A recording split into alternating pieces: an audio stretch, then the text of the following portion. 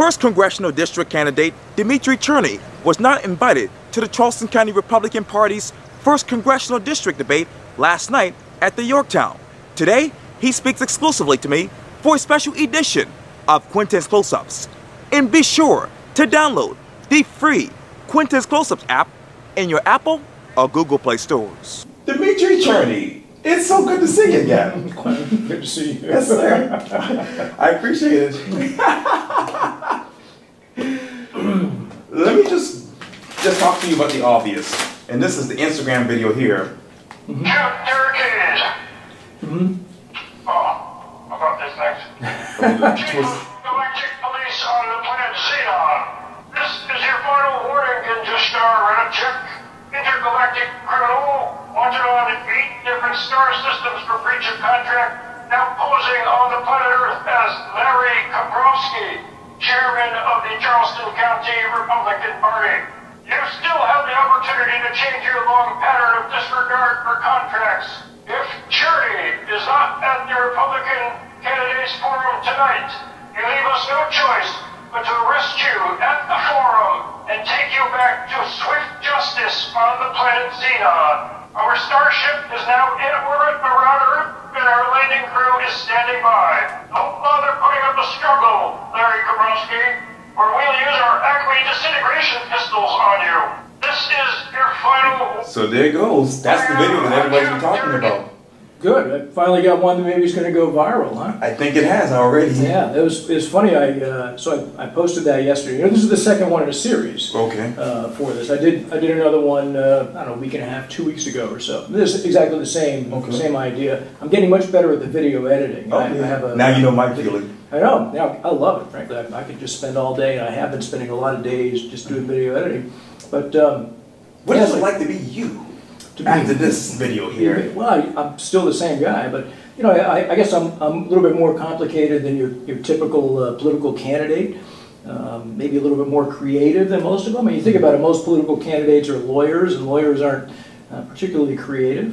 I'm an engineer, and you know, for years I could have been an artist too. So you know, it's fun to come up with fun stuff like this. And you know, frankly, I've been doing marketing my entire career. Product marketing, and this campaign is I'm the product. That's it. I'm basically doing marketing, and this is an effort to use what I'm given. You know, and Larry says no, you can't come to this thing, and so I'm thinking, well, you know, how can I make fun of this? How can I make poke as much fun as possible at this guy, and try to get some publicity out of it? And so I kind of came up with that, and. It was kind of fun. And I know you got the publicity, and I read I believe on your Facebook page, you basically said the Mount Pleasant Police Department called you around noon. Yeah. So I posted this one yesterday at about 10 o'clock or so, and I got a phone call about 12:30, a message. I didn't check it until like 3 in the afternoon or so, and it was at Mount Pleasant Police. He says, I need to question you about an incident. I'm thinking, incident? I haven't been in Mount Pleasant in like a week, you know, so I don't know what's that all about. So I left him a message. He called me back just before the start of the debate, and he goes, "We need to ask you a few questions about things." I said, "Wait a minute. This isn't about Larry Kabrovsky being afraid that he's going to be taken back to the planet Xenon, is it?" He goes, "Well, let me just ask the questions here." And sure, that was it. And so he said, no, Larry wasn't the guy who actually called him. It was somebody else in the Republican Party for Charleston County, and they're very concerned because apparently I have a Acme disintegrating pistol. And you know, you saw the picture there. They said, we have to check up on all of these things, and anybody has a threat with a gun. Okay, so you know, obviously some people in the Republican Party don't have much of a sense of humor, and you know, that's it. I'm not a dangerous guy, and you know, if I ever meet Larry, and if Larry was really concerned about me, you know, he could always just give me a phone call and say, "Hey, come on over, let's talk. I'll bring you some Twizzlers, Larry. I know you love them." And you know, we could just talk about that. So that's it. That's the bottom line. And let me get to his side. He basically told me this morning that he doesn't know if this is bizarre or unhinged. So Larry's one of these guys who just doesn't have a sense of humor. That's it. I mean, he's an attorney, right? So there you go. What does he do? He manipulates words all day long. He's not creative. I probably doesn't have a funny bone in his body. So that's it. Some people get satire, some people don't. You said that Larry didn't invite you to the debate, which transpired last night. How did we get here? Who was lost in this translation as far as communication? Well, no, it wasn't that. I mean, Larry has always seen me as the, what was the word they said? The non-viable candidate, the joke candidate. What was the word that they actually used?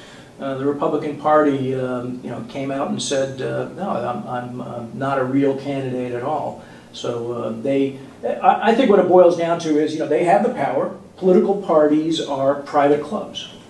As we saw in 2016 with the Democratic National Convention, that you know, they could exclude or include whoever they want, and basically they chose Hillary as their champion way before the primaries and did everything they could to push Bernie out of the way. Well, the same thing happened with me. So here the local Charleston County Republican Party and the state party did the same thing with me, and they said, no, he's not even a viable candidate. We don't even want to have our people hear his message, which was exactly the same thing the Democrats did with Bernie in 2016. So this message that Bernie has, that I have, transcends parties. It goes across the political spectrum, and I think what it really boils down to is the established party leaders on both sides, the Democrats and the Republican sides, don't want their rank and file to hear this. Now, the dedicated party operatives, there's a minor percent of people that are really staunchly Democrat and staunchly Republican, but most of us in the middle are kind of willing to hear anything, and they vote for the best ideas and the best people out there, and that scares the leadership because they don't want that. They want people voting for one side or the other. So I think this really came down to, no, Larry didn't want any of his people, any of my message going out to his people and them hearing it. Because as I say, as I have kept saying everywhere I get a chance, when I rode my bike around in 2016, right, and I talked to hundreds of people, and an awful lot of them came back and said, I've never met a Democrat before. You're a pretty good guy. I'm voting for you and Trump. And they saw Trump and I as the champions for them, people who didn't really have a voice. And why was that? Because I'm talking about education, Social Security, health benefits, veterans concern, and getting big money out of politics, ending the corruption. So those 5 things in 2016 appealed to pretty much everybody all across the board. And I have that same story this year, and I think the leadership of both parties just don't want to hear that. So who is hearing your message right now? Everybody else, I think. That's it. I mean, I'm mostly doing a social media campaign out there, and I'm targeting everybody else. Pretty much independents. The Democrats have blown me off. All the Democratic parties here in the 1st Congressional District, people who I thought were my friends aren't my friends anymore, and the staunch Republicans, the same thing. But everybody in the middle seems to really enjoy what I'm saying. So that's my hope, that we'll have enough of them coming out on Tuesday, June 12th, and voting. And in the Republican primary, they asked, go to your polling place Tuesday, June 12th. Ask for the Republican ballot and vote for Cherny for Congress. Cherny for Congress. And that's what I'm saying over and over. So we'll see what happens. And I want to go back to the video. Obviously, this is all fictional here. Fictional, yes. Yeah, right, yeah, of course, yeah. I got bad pronunciation. Well, and so I came up with the whole Planet Xenon. Larry started the Planet Xenon. The first article in the Post and Courier, after I made my announcement back in March 31st, whatever it was, right, the article the next day, Larry was quoted as saying, oh, he wants to take us all to Planet Xenon. And I'm thinking, ooh, man, that's great. I'm going to use that. So there we go. Larry started it. And I mean, he has been the perfect foil for all of my marketing efforts. Thank you, Larry. Thank you, great guy. I owe you a beer.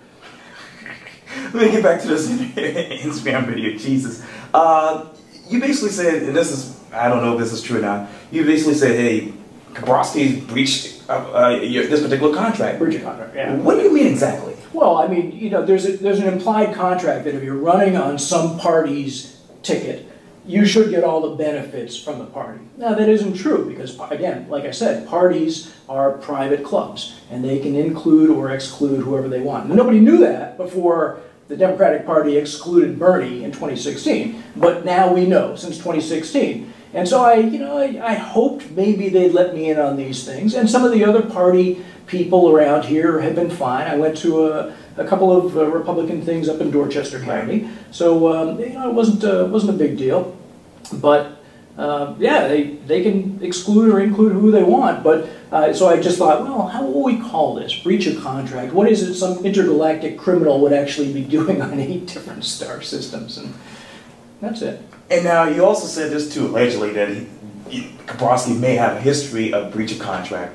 Is it the Republican Party or is it Kabrowski? No, that's just the fictional character that is now posing as Kabrowski here on Earth. Okay. Oh, what's his name? It just passed by there. Oh, I can't pronounce that. There we go.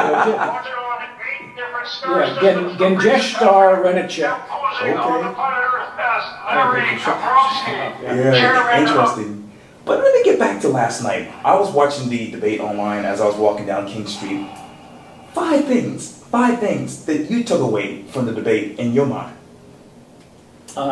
It was pretty much as I expected it, and I'd seen those two up against each other before. Okay. Because we did it in Beaufort at the League of Women Voters, right. and that was actually a very good forum. That wasn't a debate, but even then, Katie doesn't have a whole lot of vision, and she kind of made that clear again last night. She just wants to follow the dear leader, Trump, and do whatever he wants to do. You know, Mark is much more thoughtful, much more political, and if given a choice between the two, I would take Mark any day.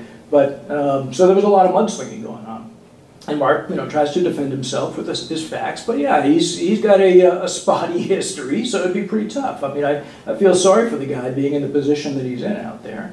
I did a response to it. I don't know if you've seen it or not. No, not. not yet. Yeah, so I did a response to all the questions. I wrote the questions down as they went, and then afterwards I spent an hour or so making my responses and recorded them all and then posted them all. They're all up on YouTube right now. So if you look for ChernyForCongress.us on YouTube, you can see all of those up there. And it ended up being about 30 minutes. I kept myself to 3-minute answers also, just like they had. That worked out pretty well. That was my next question. If you were on the stage, what would you tell the voters of the 1st Congressional District in your mind? Well, I did that, so they can go see that all there. I mean, and it's a different response for all of those things. But no, I didn't agree with either Katie or Mark on pretty much anything there. I mean, I clearly am presenting a completely different view of America, for the future of America, and my concerns aren't the concerns that were even asked in those questions last night. I mean, the only thing they brought up that was kind of on my plate was healthcare, and they just asked about Obamacare. Right. How are we going to get rid of Obamacare? Which, of course, Katie went down to the track of, that's the only reason we hired you, Mark, and blah, blah, blah. So, it was just going to be that kind of thing. Now, in Larry's defense, after seeing the two of them up there slinging mud at each other, I could see why he didn't want to have a third person in there, because he knew that would be like, battle of the century. And, I definitely would have been a third wheel and saying things that wouldn't really have been so pleasing to the audience, because that was just, again, the true believers there in the audience. So from a staging perspective and putting on a good show for his people, I think Larry was correct in excluding me from that. So I got no hard feelings towards Larry. I think he's doing his job pretty much as I would probably have done it too. I would not be fair. I think I would do just what he did too. I mean, it's within his power to exclude people. Fine, exclude the guy you don't want. So. You talk about the view of America. What is your view of America right now as we sit here? Well, I mean, the big problem we have right now in America is wealth and income inequality. I mean, we all are seeing that. That's the big problem that we're seeing here in Charleston, that we have essentially foreign investment coming in, building all of these huge buildings, these huge hotels. Now we have pretty much every house within a 5 or 10 mile radius of downtown getting up to prices where you can't get into these things as a starter family anymore. I mean, they're like $200,000 houses out here.